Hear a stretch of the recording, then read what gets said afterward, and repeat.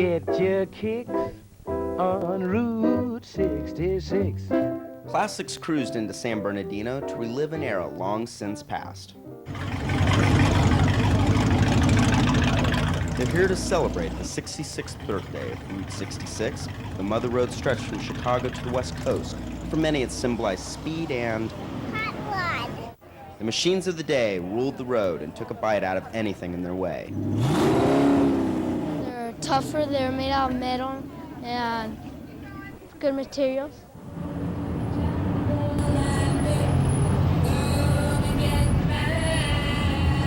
Peggy Smith recalls her trip down the old 66 and the legend behind it. Well, I think it's very American. I mean, look at these cars, and they've all traveled on that road. From Chicago to here. A popular TV show helped create the myth for the people who headed west on 66.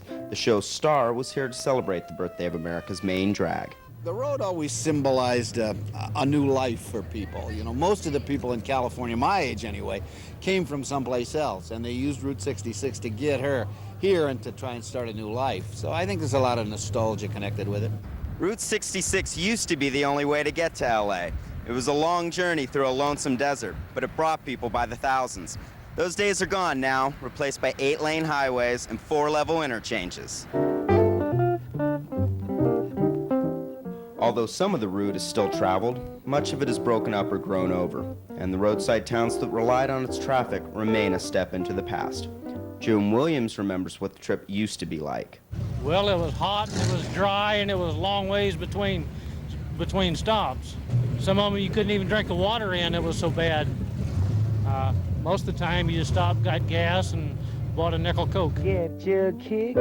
The sun may be setting on old Route 66, but she'll always have memories for those who traveled on it so many years ago. In San Bernardino, Tom Nobles, Channel 9 News.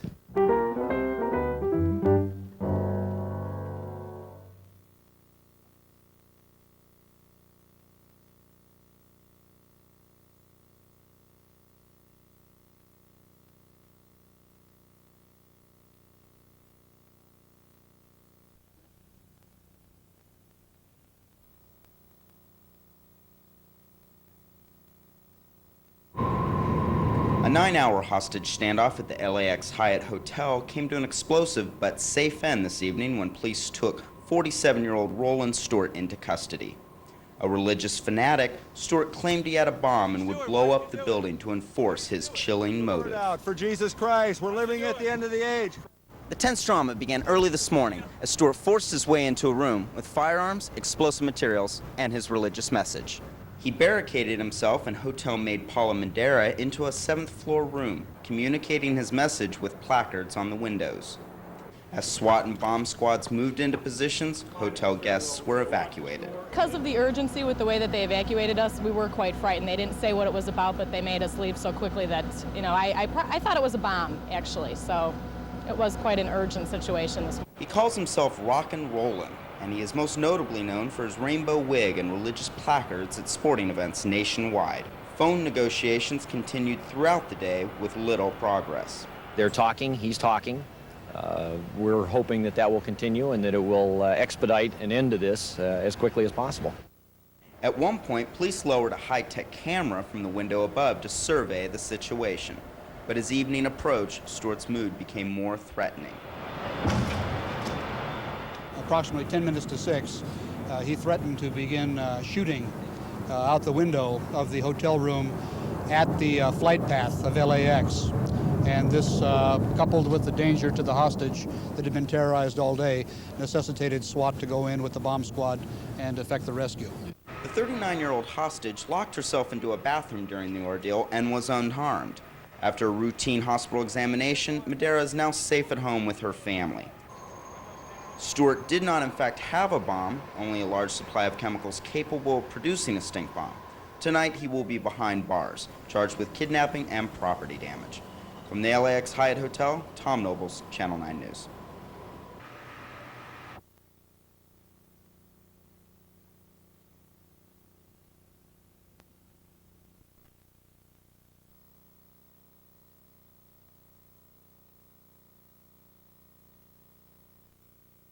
This is not a time for happiness of any sort right now. Someone died in that building right over there. Someone was murdered, and that scares me.